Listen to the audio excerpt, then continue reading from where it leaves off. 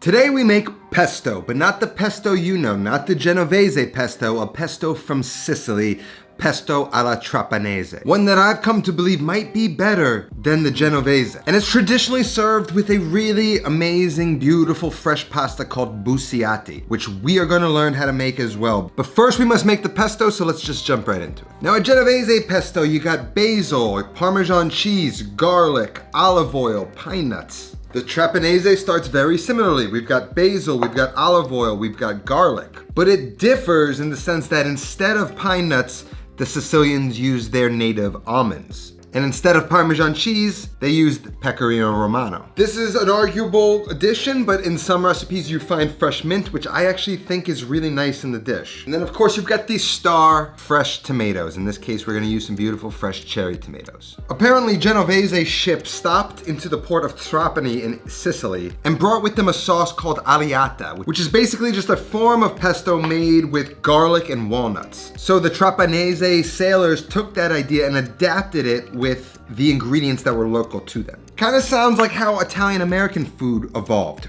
right? For all the Italians out there who like to belittle it. So first up, let's toast the almonds. Now I like to start the pan on high heat, and once the pan is hot, I'm gonna toss the almonds in and keep them moving around. Right now I'm just trying to heat the almonds up, and once I can feel through the touch that they're getting hot, then I know that they can brown pretty quick. So I'm gonna just keep them moving in the pan, tossing them until they're fragrant, and then I can shut the heat off, keep tossing them, and once they develop a little bit of color, I'm gonna remove them from the pan into a little bowl.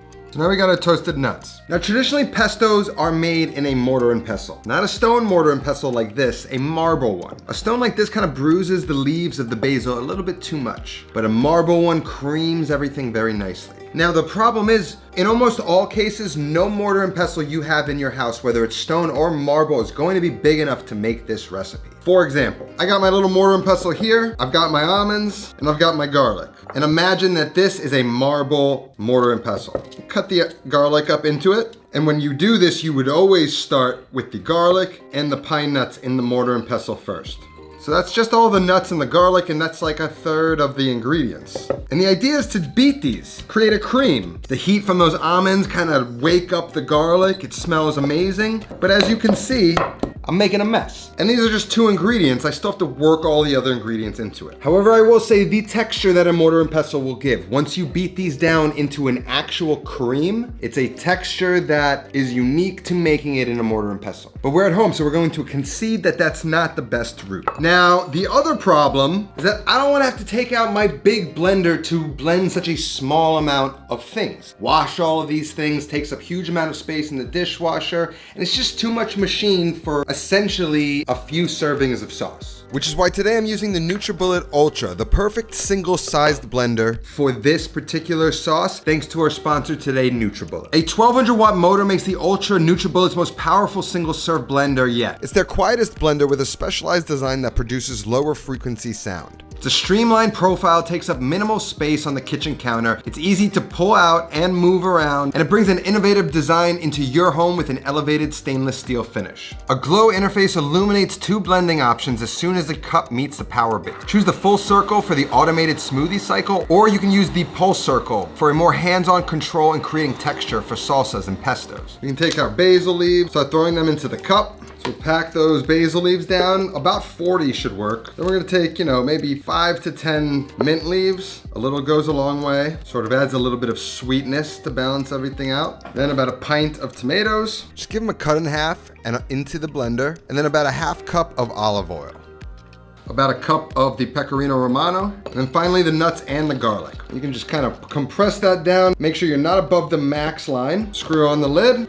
Place it on, lock it, and immediately you can see its 1200 watt motor in effect, allowing you to break down even the toughest ingredients like frozen fruits or today, nuts in a pesto. Now you can even store it in this guy, but we gotta give it a taste. And what's great is that NutriBullet is using these Triton Renew cups. They're BPA-free, shatter-resistant, and you can throw them right into the dishwasher. The Ultra is available to purchase down in the link in my description at NutriBullet.com, so to pick one up, head on down to the description. Now we can give it a taste. It's got everything that a Genovese pesto has, but it's got a little brightness to it from the tomato. There's a subtle hint of tomato in the back end, and it's just like a really nice blend of the two. So much so that I think I prefer this one. The only thing it needs, which I did not add, is some salt. Just woke it all up. If anything ever feels a little flat to you, it's usually salt. So just add a little bit more until your mouth just sort of sings. So now as the pesto's done, we can cover it and let it rest in the refrigerator while we work on our Busiate pasta. Now this pasta starts with a basic semolina dough. This is a Southern Italian Sicilian recipe, and usually those contain no egg and just semolina and water. Northern Italian pastas tend to have the egg in it. So I'm gonna measure out 454 grams, pour that flour into a mound, and then use the container or the bowl to just form a well inside of the flour. Then we can measure about 220 grams of water. Anything between 220 and 225 should work just fine. And then pour the water into the center of the well. We're gonna use two basic tools here. First, we're gonna start with the fork, and then we're gonna use a bench scraper. I'm gonna take that fork and just sort of whip it like scrambled eggs, pulling some flour in from under the water so that it sort of just collapses into the water, and the flour and water mix together to form a pancake batter consistency.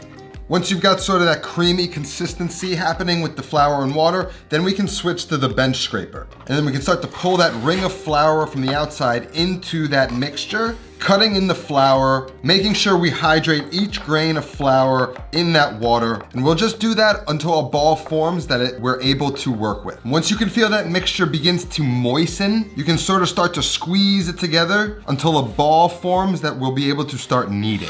You can start to compress it together, and in no time, it'll come together into a ball.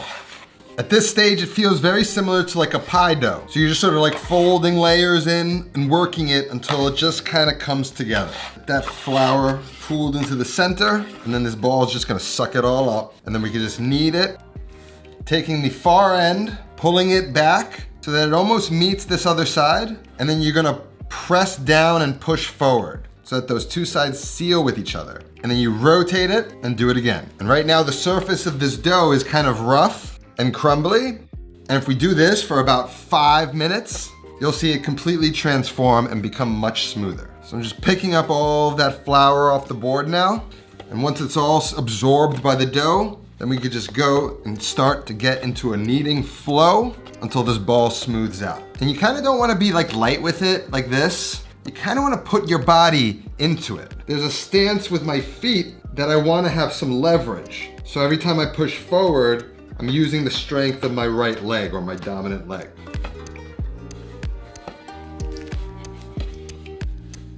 And if you stand upright, you kind of have no leverage, so you're not getting much power into the dough. And see, after only about 5 minutes, how much smoother it's gotten. Now I'm just gonna shape it where I'm putting less pressure on it, but I'm still moving vigorously to try and create this ball. You've got a nice, round, tight ball of pasta dough. Sealing, it's not too dry, not too wet, which we don't want. So now you can develop gluten 2 ways, by kneading it and by resting. So what we're going to do is knead it for about 5 minutes, rest it for about 15, knead it for another 5 minutes, and then rest it for another hour or 2 before we roll out the pasta. So back in 15 minutes. 15 minutes is up. We'll unwrap it from the plastic, and we're gonna start kneading again for another 5 minutes. We wanna take this and make it even smoother. Now that it's been resting, it's a lot easier to roll, it's a lot more hydrated, it's softer, and now we're just trying to work in gluten, folding and compressing in layers, and air into the dough. Now you don't want this dough to be sticky at all. If you find that it's sticky, a little too hydrated, you can work some more flour into it. Bouncy, smooth, not sticky. This is perfect. We're gonna wrap it again. Now look, optimal rest time, probably overnight. After that, a minimum of 2 hours of rest is usually what I recommend before rolling out the pasta. But in reality, you could let this rest 15 to 30 minutes and then start rolling out the pasta if you're in a rush. It all depends on your scenario. Giving it more time just allows that flour to hydrate more, and you can kind of get a little bit better of a texture. But at the end of the day, no one will really notice the difference whether you rested it for 30 minutes or for 24 hours. And so what we'll do is we'll just rest this for about 30 minutes, and then we can start to shape the Busiate. Now it's been more about an hour. I got caught up doing something, but we're just gonna start making the pasta now. At this point, after it's resting, you would tell whether it's really properly hydrated, whether it's too sticky or it's too dry. Now, busiate comes from the word busa in Italian, which means the stem of a piece of grass. Or maybe it's a specific type of grass, I'm not really sure. Imagine a plant stem that was hard enough that you could kind of use it as a tool. Now I believe they make what is called a ferrotto rod to make this pasta shape, but a bamboo skewer works just as well and is a hell of a lot cheaper. So that's what we're gonna use today. First thing I'm gonna do is cut about a quarter of the dough off. This dough should make about 4 portions, so a quarter of the dough should approximately be 1 portion. We'll wrap up the rest of the dough so it doesn't dry out. I'm just gonna flatten it out a little bit. We're just gonna roll it out, not too thin, just to kind of create a flat surface to make some cuts on. That should be good. Something like that, maybe a 1/2 inch thick. Then what we do, we take a knife and cut like a thick piece like that. Maybe something like that, you know? Not too thin. You're basically cutting them the same thickness as we rolled them out. Then I'm gonna work with a few at a time, and then the other cut pieces I'm gonna cover with plastic wrap to prevent from drying out. Then you're gonna get a sheet tray, fill that with semolina to place the shapes after they're rolled. Then we're gonna take those cuts and roll those into some thin strips. Not too thin though. Then we're gonna cut those into pieces roughly the size of a finger. So what I do is I'll just take the piece of pasta, twirl it around the bamboo skewer like that, then place it on the board, and then roll it. Flatten out the pieces a little bit, and you've got a beautiful busiate shape. And that goes straight into semolina. And you want to use your fingers when you roll, not your palms. Now you can even make them a little bit longer.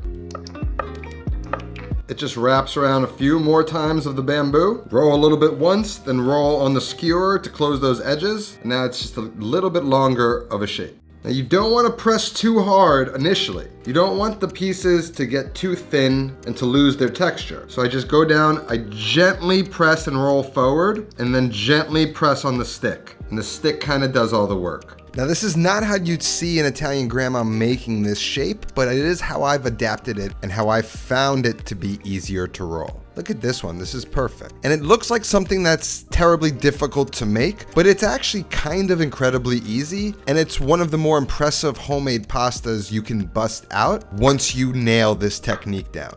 And even though it looks like a lot, once you get into the flow of things, you can actually bang these out pretty quickly without a ton of effort. And besides all that, they're just incredibly fun to make anyway. Now there we have about 1 portion of the busiate. Just gonna hit it with a little bit more flour right on top. Then I'm gonna place this in the fridge just to set, to cure, to dry up so that shape holds its shape after it's cooked.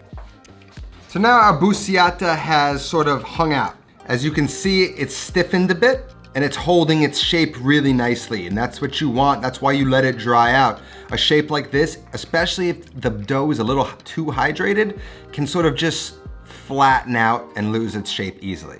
The flour also helps dehydrate a little bit. So we've got our busiate ready, and we've got our pesto trapanese. Now get a medium-sized pot on the stove, and once it's boiling, season it with salt so that it tastes like seasoned broth. And then we're gonna take a strainer, and just like we dust off a dredge, we're gonna dust off any excess flour, otherwise it gums up in the water, and then add the busiate to the water. And once it floats, we're gonna give it about 10 to 20 seconds floating, and then fish it out of the water, add it to a bowl with a little bit of the pasta water, and then we can spoon in a big spoonful of the pesto alla trapanese to the bowl. And we're going to marry the pasta in this bowl. A pesto never touches heat, so we're just gonna toss it in the sauce until it's well coated, and then spoon it onto a plate into a beautiful little mound. And then we're going to finish it with some grated pecorino romano. And here you have the Sicilian pesto alla trapanese. First thing you get's the great chew from the pasta. Then your brain gets confused. You kind of taste pesto, but then something else kind of hits, smooths it out. A little acidity, a little tomatoiness comes through, and it's just this kind of play that is fun on your tongue. You gotta try this, especially before tomato season is over. The recipe's gonna be down in the description. I'll see you next time. Until then, take care of yourself and go feed yourself.